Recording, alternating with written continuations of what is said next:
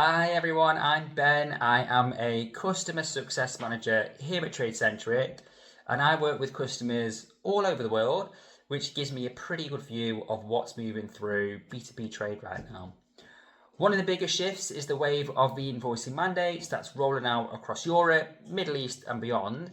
And I really just want to take this time to walk you through what's actually required and why, if you handle this well, it's genuinely good news for your business. So let's get into it.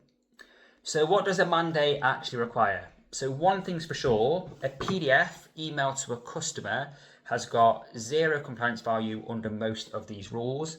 So three things matter. Invoices need to be structured, machine readable data, usually XML.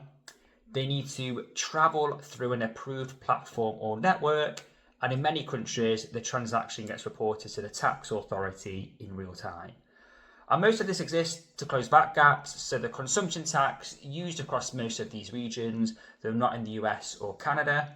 And the thing is, it works, so VAT gaps close, disputes drop, and payments speed up. And that's why the wave just keeps growing and growing. So how does this work? Country to country. So almost every mandate comes down to one of three models. Now, because dates shift, sometimes month by month or by month, we've created an eGuide with country by country detail, and we work to keep it current. So instead of me just reciting a list of countries that are easily forgotten, please check out our global eInvoicing mandate, the reference eGuide, on our site for all of the specifics. Okay, so let's go over the three different models. First, there are countries that are mandating that invoices must go through a certified PEPL access point. If you don't know what PEPL is, it's an international network and standard for exchanging structured business documents electronically between trading partners. For example, Belgium is already live with this type of mandate. Germany and the Netherlands are moving the same way, and the UK has now confirmed it's going down the same route as well, which is going to be mandatory from 2019. The second model is that the invoices need to go through a government portal. So this is where every invoice that you send will need to run through a national tax platform first before it reaches the buyer. An example there is that Italy's done this for the past 6 or 7 years now, since 2019, and Poland is rolling out its own version now as well. And then the third model is kind of a hybrid. So accredited platforms, blending network exchange with government clearance. France is the clearest example of this, and the UAE is building something very similar as well.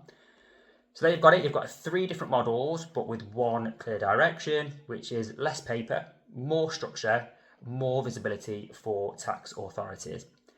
A quick clarification as well, since this trips a lot of people up. These mandates almost always bind the companies established in that country, not the foreign seller. So a North American company with no entity in Belgium isn't legally on the hook for Belgium's rules, but your buyer might still ask you for a compliant invoice anyway, simply because that's how their system now works. So a real question isn't whether your country has a mandate, it's whether your buyers do. And that list just keeps growing and growing. Now the part that matters the most. So the compliance piece is real, but it's the floor, it isn't the ceiling. So in B2B, your buyers usually hold the system, and more of them are being told to get compliant every single year. So if you've ever connected into a buyer's punch-out system, I'm sure all of this sounds very familiar. And there's even a financial reason it lands on you. So in many regimes, a buyer can't reclaim its VAT unless your invoice was compliant. So the request is coming whether you're ready or not. And this technology, it's existed for years. But the hard part, it's never usually the tech. It's about getting both sides of a trade to move at the same time. And a mandate essentially puts everyone on that same clock. And if you've already done the work, you're not scrambling, you're actually ahead. So suppliers who are ready, they get paid faster because the errors that cause disputes disappear at the source. Your team stop chasing and asking, did you get our invoice? And start doing work that takes actual judgment. And being compliant becomes a qualification. So it's a reason for buyers to just keep sending business your way. What we say is Being ready removes friction.